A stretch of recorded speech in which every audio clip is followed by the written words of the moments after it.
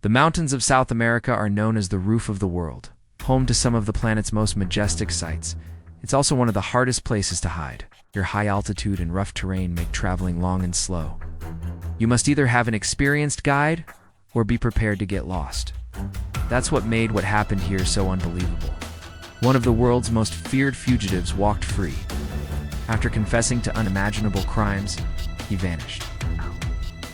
This isn't fiction. For while he was caught, the details of his crimes only began to emerge. Fearing arrest, he fled to Ecuador. But for Lopez, moving didn't solve anything. Poverty still surrounded him. In 1980, a taxi driver reported a girl missing. Her name was Diana. She had boarded the cab with two friends, one of them being Pedro López. As the investigation began, a witness came forward. He detailed how he lured children into isolated areas, how he bound their hands, gagged them, then left them exposed to the elements. But his most chilling claim came at the end. He said there were more bodies buried on both sides of the border. How did a man with so many dark secrets escape lasting punishment? If you believe this case deserves the world's attention, comments still out there below. And don't forget to subscribe for more true crime stories that leave behind more questions than answers. Was it the law, the system, or something far more sinister behind the scenes? Some even speculate that he was protected, maybe even by those in power. Why else would a man with his record be set free so easily? She'd seen Diana enter a house in the hills.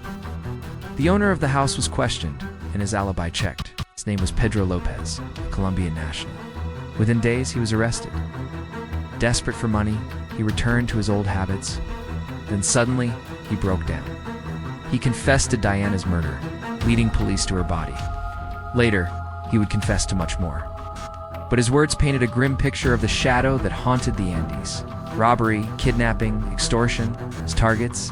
The most vulnerable children were his preferred victims. His story started, like many other serial killer narratives, in the shadows of poverty. Born in 1945, his early life was marked by abandonment. His father left the family home when Pedro was just a child, and his mother struggled to care for him and his siblings alone. By age 12, Pedro had already run away from home, and by 15, he was petty crime. In 2021, a joint team of archaeologists and forensic experts finally began excavations at the sites. Lopez had mentioned near the Ecuador-Peru border. The hope was to find answers, maybe even closure for some families. So far, they've found only animal bones. But the search continues. Slow, painstaking work. The mountainous terrain makes access difficult, and the weather unpredictable. But the team is determined to press on. In Colombia, he developed a taste for bigger things. Robbery became his game. This is the Andes Vanish case. Pedro's name was once whispered across 3 countries: Colombia, Peru, Ecuador. What he described left the room silent.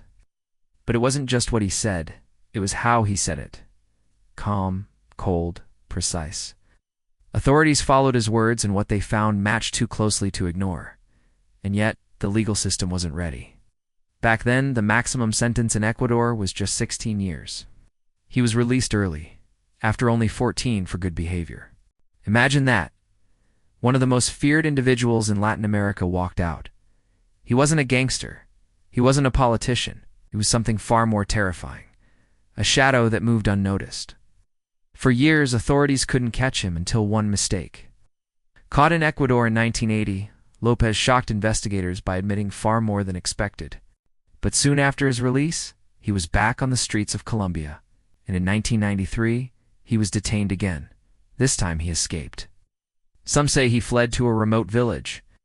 Others believe he changed his identity. The scary part, no one really knows.